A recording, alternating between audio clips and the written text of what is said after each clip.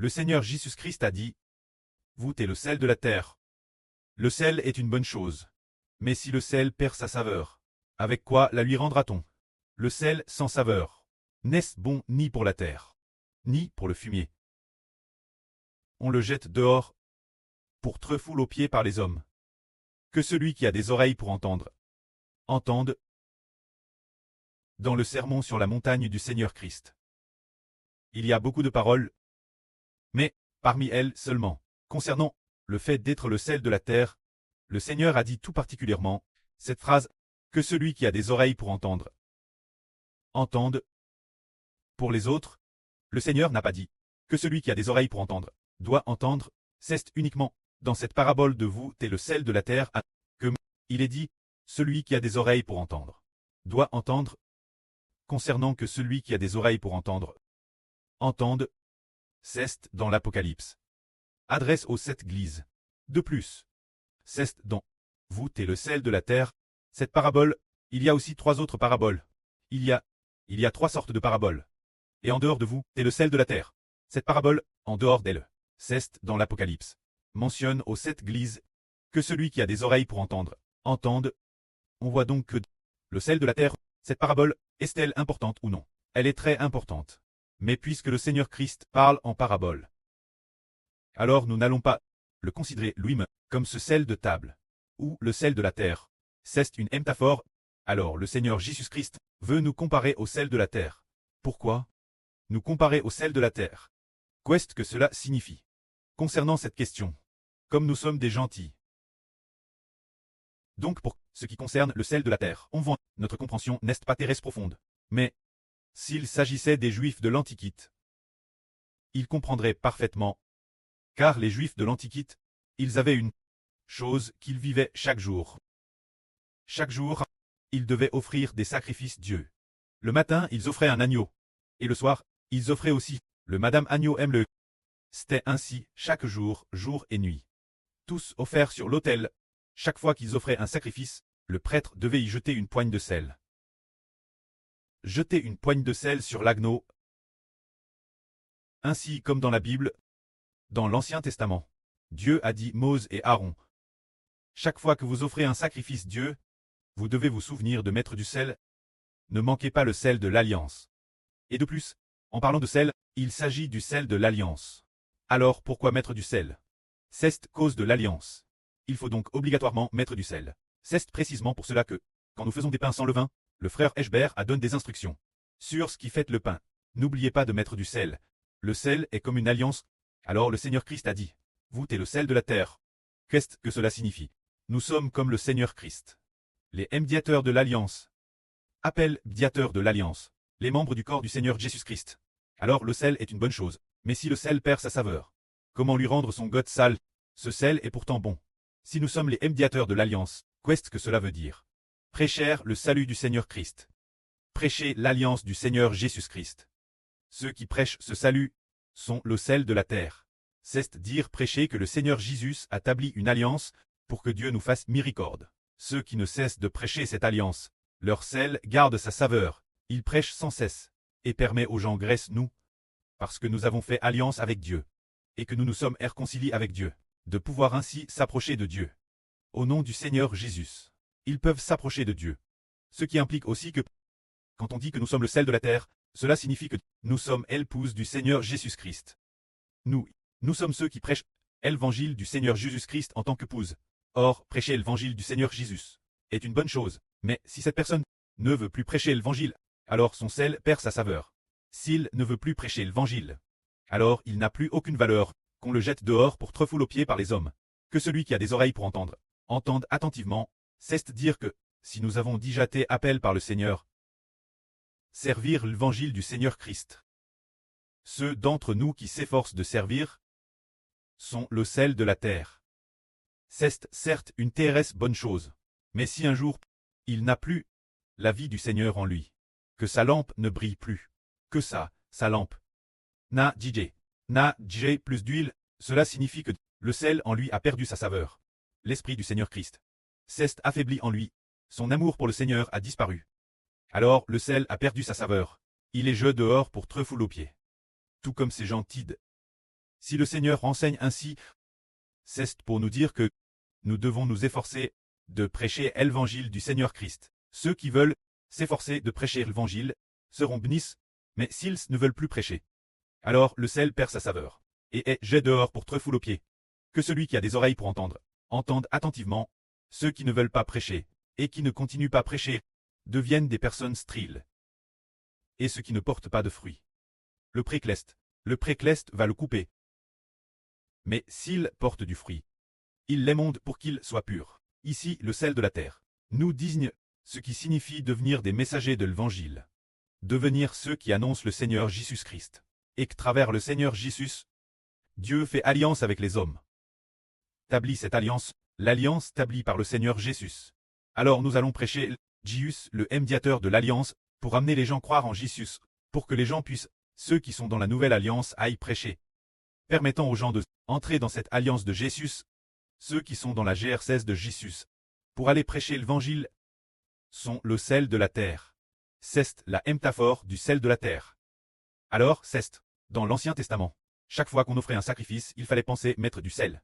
Mettre du sel signifie que Dieu a établi une alliance et a rendu cette alliance effective, plus solide. C'est le sel de la prédication de l'Évangile. C'est le sel de la terre. Alors nous enseignons ainsi le Seigneur, a ordonné en disant que l'homme doit être sale, doit s'efforcer de prêcher, alors il sera béni. Alors ensuite, que signifie la lumière du monde?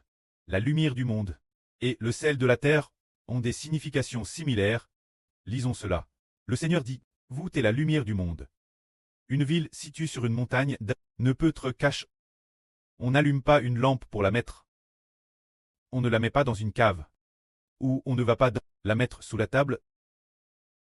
Mais on met la lampe, sur le chandelier, afin qu'elle éclaire tous ceux qui sont dans la maison. Que votre lumière brille ainsi devant les hommes, afin qu'ils voient vos bonnes œuvres et glorifient votre précleste. Alors vous êtes la lumière du monde.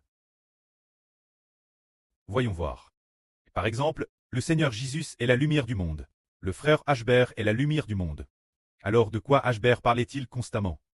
Il parle de cette chose. Que l'homme, par le nom du Seigneur Jésus-Christ, puisse se détourner et se tourner vers Dieu, c'est dire que celui qui annonce l'Évangile est la lumière du monde. Le Seigneur Christ, quand il est venu Capernaum, qui est sur le territoire de Nephtali, Capernaum, la prophétie de l'Écriture s'est accomplie, disant le peuple assis dans le pays de la mort a vu une lumière se lever sur lui. Le peuple assis dans les ténèbres a vu une grande lumière, et cette lumière, c'est le Seigneur Jésus, la lumière du Seigneur Jésus. Qu'a-t-il dit en premier? Il a dit, repentez-vous, car le royaume des cieux est proche. Repentez-vous, et croyez l'Évangile, c'est cela. Les paroles dites par la lumière, les paroles de la lumière, appellent les gens à croire en Jésus. Croire l'Évangile, pour que les gens se repentent et se tournent vers Dieu. Alors il est dit ici, nous sommes la lumière du monde. Pour le dire plus directement, ce sont ceux qui prêchent l'Évangile qui deviennent la lumière du monde. Prenons un exemple. Avant que nous n'ayons entendu l'Évangile du Seigneur Jésus, ne vivions-nous pas dans les ténèbres? Vivre dans les ténèbres de la mort, vivre dans les ténèbres du péché. Mais l'Évangile a été prêché. L'Évangile, c'est Jésus, le nom du Seigneur Jésus. Une fois propagé, eh bien, alors que nous vivions dans les ténèbres, nous avons une lumière qui nous éclaire. Les ténèbres ne peuvent plus nous atteindre. Avec la lumière, le nom du Seigneur Jésus-Christ est la lumière. Le nom du Seigneur Jésus-Christ est transmis en nous. Ainsi nous ne continuons plus vivre dans le péché, ne continuons plus vivre dans les ténèbres. De toute façon, la lumière nous éclaire. Alors nous sommes la lumière du monde. C'est-à-dire ceux qui prêchent l'Évangile sont la lumière du monde. Le précleste établit les personnes clestes, il a comme la lumière du monde. Il établit le frère Hébert comme le soleil, la sœur Jaowan comme la lune, et les frères Essur comme de brillantes toiles du matin dans le ciel, pour clairer toutes les nations et tous les peuples. Alors pourquoi nous a-t-il établis dans le ciel comme de brillantes toiles du matin? Par exemple, les 12 frères sont établis comme 12 toiles. Pourquoi nous établir comme des corps clestes, des toiles lumineuses dans le ciel? C'est pour nous établir comme des prédicateurs de l'Évangile, pour proclamer le salut, pour que les gens, en croyant l'Évangile, passent des ténèbres la lumière. C'est cela la lumière du monde, c'est dire prêcher continuellement l'Évangile. Ceux qui prêchent l'Évangile sont la lumière du monde. Une grande lumière pour clairer les ténèbres. Comme il est dit ici, on n'allume pas une lampe pour la mettre sous la table, mais on la met sur le chandelier, afin qu'elle claire tous ceux qui sont dans la maison. Notre lumière doit aussi clairer les autres. Mais comment clairer? C'est en prêchant la pour que les gens croient en Jésus et aient la vie. Pour qu'ils invoquent le nom de Jésus, proclament le nom du Seigneur Jésus, et qu'au nom du Seigneur Jésus, ils soient baptisés pour qu'ils passent du pouvoir des ténèbres, la lumière, afin qu'ils ne vivent plus dans le péché. Nous qui proclamons le nom du Seigneur Jésus-Christ, sommes la lumière du monde. Quant au prêt, et concernant le frère Héber, le prophète Saé a prophétisé ainsi. Jova, autre prêt, établit le frère Héber comme alliance du peuple, comme lumière des nations. L'alliance du peuple. Cela signifie connaître le frère Héber, c'est faire alliance. L'alliance est place dans le frère Héber. Connaître le frère Héber, c'est obtenir Dieu, et aussi obtenir le Seigneur. Croire au frère Héber, c'est assurément obtenir le preux des lumières, et l'esprit du Seigneur des lumières. Alors le frère Héber est la lumière du monde. La lumière des nations, portant le salut du précleste et du Seigneur, jusqu'au ex-mis de la terre. Comment devient-on la lumière des nations? La lumière de tous les peuples, c'est en réalité. En parlant du Seigneur Christ jour et nuit, et par la foi au nom du Seigneur Christ, nous nous tournons vers la lumière. L'origine en chant par le pshach, par la déclaration d'appartenir à Jésus-Christ, par le baptême, plaque sous le nom du Seigneur Jésus. L'homme est alors libre du pshach, dormait, se tourne vers le près de toutes les lumières. Les enfants sous le nom du Seigneur de toutes les lumières, ceux qui prêchent ainsi continuellement, sont la lumière du monde, tout comme Dieu dans les temps anciens. Le prêt avait dit établi qu'un homme deviendrait la lumière du soleil. C'est la fin du monde. Qu'il l'appellerait pour trait cette lumière du soleil. Ainsi, la lumière du soleil brillera sur toutes les nations et tous les peuples, pour que toutes les nations et tous les peuples, ayant entendu l'évangile du frère Héber, se tourneront tous vers Dieu. Les frères et sœurs Clest doivent aussi avec le frère Héber du soleil briller ensemble dans les ténèbres, oui, pour que le peuple dans ces ténèbres puisse revenir grâce nous, puisse retourner vers Dieu et le Seigneur. Grâce leur connaissance de nous pourra alors revenir, pourra retourner auprès de Dieu. Nous prêchons la vie, c'est pour permettre aux gens de retourner auprès de Dieu. Comment sommes-nous retour auprès de Dieu?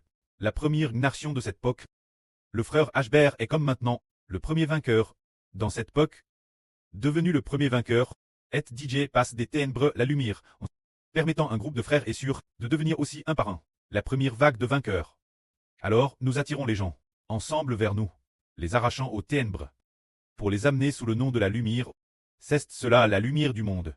Si nous prêchons tant la vie, c'est pour que l'homme quittait l'origine entre les mains de Satan.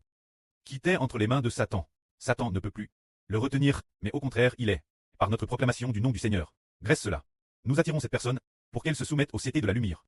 Alors ceux d'entre nous qui font cela sont la lumière du monde. Comment y parvenir? En prêchant l'évangile, c'est-à-dire en proclamant le nom du Seigneur Jésus-Christ. En prêchant l'évangile du Seigneur et du frère Héber. Ceux qui font cette œuvre ensemble deviennent la lumière du monde. Ah, que la gloire soit auprès et au Seigneur. Amen.